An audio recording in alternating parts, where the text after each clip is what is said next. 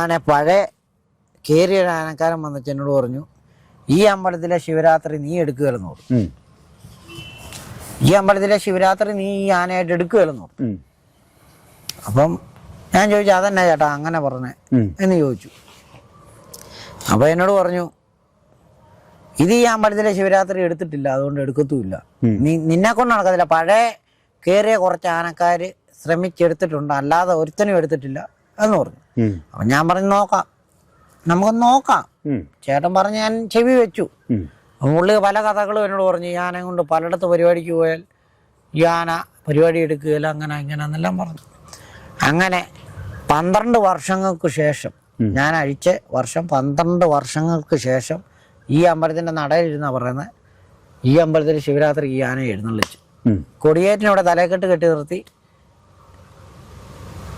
അല്ല, കൊടിയേറ്റിന് എൻ്റെ വീട്ടിൽ നിൽക്കുക. അതിന്റെ പിറ്റേ വർഷമാണ് കൊടിയേറ്റിന് ഇവിടെ കയറ്റി നിർത്തിയത്. കൊടിയേറ്റിൻ്റെ അന്ന് ഈ ആന എൻ്റെ വീട്ടിൽ നിൽക്കുക. ശിവരാത്രിക്ക് ഇവിടെ ഞാൻ എഴുന്നള്ളിച്ചു. 3 ദിവസം എഴുന്നള്ളിച്ചു. 12 വർഷങ്ങൾക്ക് ശേഷം ഞാൻ ഇവിടെ എഴുന്നള്ളിച്ചു. 3 ദിവസം എഴുന്നള്ളിച്ചു.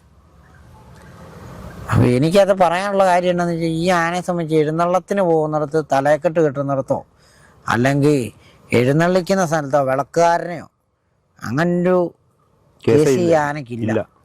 കോലമൊക്കെ അകത്തുനിന്ന് ഇറങ്ങി വരുമ്പോഴേ, വിളക്കും മണിയൊക്കെ അടിച്ച് ഇറങ്ങി വരുമ്പോഴേ ആന മടക്കും. നമ്മൾ പറയണ്ട, ആന സ്വന്തമായിട്ട് ചെയ്യും. വിളക്കാരൻ വിളക്കെടുത്താൽ ആന സ്വന്തമായിട്ട്, നമ്മളെ എണ്ണിച്ചില്ലേലും നമ്മളെ തോണ്ടും. വാ, അങ്ങനെയാണ് ഞാനയുടെ ചിട്ട. ഞാനയുടെ രീതി അങ്ങനെ.